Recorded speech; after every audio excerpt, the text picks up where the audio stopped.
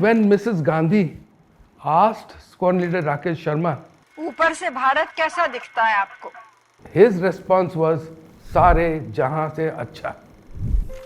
There are several events the armed forces were involved in. I have chosen a few inspiring events, and they're not in the chronological order. As per their importance and how it stirred the nation, I'm going to be speaking about those events. The first was in 1947, India, a newly independent country. Soon after independence in October 1947, the raiders came into Jammu and Kashmir, and Maharaja Hari Singh requested the then Prime Minister, Mr. Nehru, to send in forces to fight back the raiders. Now, Kashmir then was not part of India. It was independent with Maharaja Hari Singh as the monarch. So he had to sign the instrument of accession for India and accede to India, and then Indian troops went in.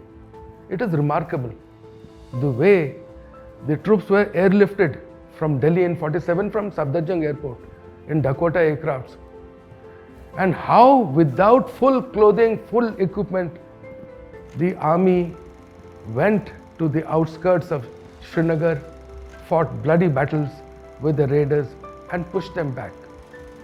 If this action wouldn't have been taken in 1947, today we wouldn't be having Jammu and Kashmir.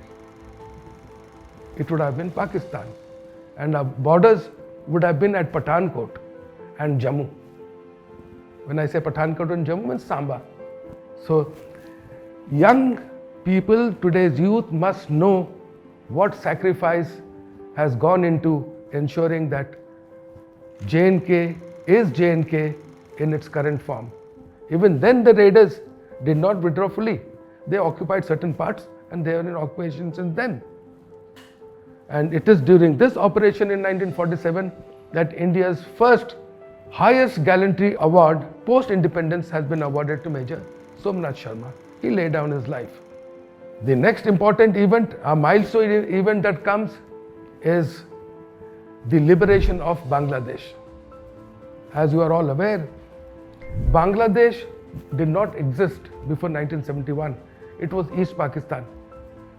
And West Pakistan was treating East Pakistanis as an occupational force, like the way an occupational force treats the population. The Bengali Muslims were looked down upon, and the Pakistani army unleashed a spell of tyranny over the Bengali Muslims. Bengali Muslims by the thousands fled to India. India was a poor country then, and we could not feed so many refugees. So a decision had to be taken, and the decision was taken at the highest leadership, and it was decided that India is going to intervene to stop this genocide. In the interim, the Mukti Bahini was already leading a resistance movement against the East Pakistan army. The Mukti Bahinis were all trained by Indian army and equipped by the Indian army. So in January, the Indian army entered Bangladesh, and rest is history. East Pakistan was severed once and for all from West Pakistan, and we helped create a new country, Bangladesh. So that is a very, very inspiring. Very few countries have intervened and ensured that a new country is born. Russia had intervened in Georgia and liberated two areas. The world doesn't recognize those two as countries, only Russia recognizes them. So this was unique to the Indian Armed Forces, who put up a wonderful operation into place and liberated Bangladesh. What is unique also in this 1971 war is that India took 80,000 prisoners of war.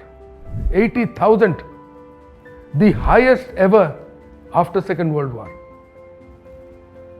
This was a great moral boosting factor for India. Pakistan had to bargain And at the Shimla agreement, all this 80,000 prisoners of war were repatriated back to Pakistan. You all would have seen that famous picture, General Niazi signing the instrument of surrender. That photograph hangs even in the Prime Minister's office, because that is actually a very inspiring photograph. Since I'm talking about inspirational events after independence, there are certain events which the youth of today may be knowing, may not be knowing, or may have forgotten. I would like to refresh their memories. Now, if you all recall that India put a man into space, such a proud moment for India. It was only the third country in the world then to have placed a man into space. Of course, we did this with the help of Russia. This inspirational event took place when India was still a struggling economy. And when Mrs. Gandhi asked Squad Leader Rakesh Sharma, आपको ऊपर से भारत कैसा लगता है? His response was, सारे जहां से अच्छा.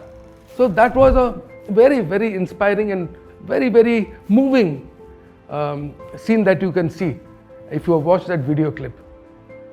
Now, I had made a mention of, opportunities to become world-class sportsmen. But the inspiration behind what I'm going to say now is, tell me any Indian who didn't feel very proud when Neeraj Chopra, in his very first throw, javelin throw, made his championship throw. I think every Indian, the heart, the chest swelled with pride when Neeraj Chopra was awarded the gold medal. There are many Indians who have achieved excellent sporting results. We have Avinav Bindra, who got a gold in individual gold in shooting. But that is not a sport which was watched by millions. This was a throw which was watched by millions. And many Indians will try to emulate Neeraj Chopra. So I take it as one of my great inspirational moments involving the armed forces. In times of distress, in times of natural calamities, in times when all other organizations in India have failed, the armed forces have always been called in. What a sight to see that a task has been given by the government to the Indian Army to build a bridge for the Commonwealth Games, and within 2 days they have built the bridge. What sight to see a boy has slipped into a well and the Indian Army is called in to rescue the boy from the well. What sight to see when there has been devastating floods is the Army, Air Force, Navy, all three in conjunction providing relief and succor to the population. So goes when it was the earthquake in Gujarat or the tsunami. The armed forces play the good Samaritan role in India always and every time. And here I would like to state that this kind of a good Samaritan role is not only conducted in India. During the Nepal earthquake of 2014, it was Indian Army again, Indian Air Force, which went and helped out the Nepalese people. Yet another good Samaritan role that the Indian Army carried out was not in Indian shores, it was abroad in Maldives. And Maldives lies to the southwestern coast of India. There was a coup attempt and the president of Maldives requested the government of India to intervene. A para-battalion flew out from Agra, landed in Maldives and restored order and situation. The government was saved. Maldives, when their recent activities in 15, when Maldives didn't have any drinking water, the Indian Navy took the entire supply of drinking water from India to Maldives. So the role of the Good Samaritan played by the Armed Forces of India are something to be proud of. I'm very proud of the fact that Indian Armed Forces are playing a very active role in extending help and succor to the people. Today I have made an attempt to give a brief insight and expose into the armed forces and the army.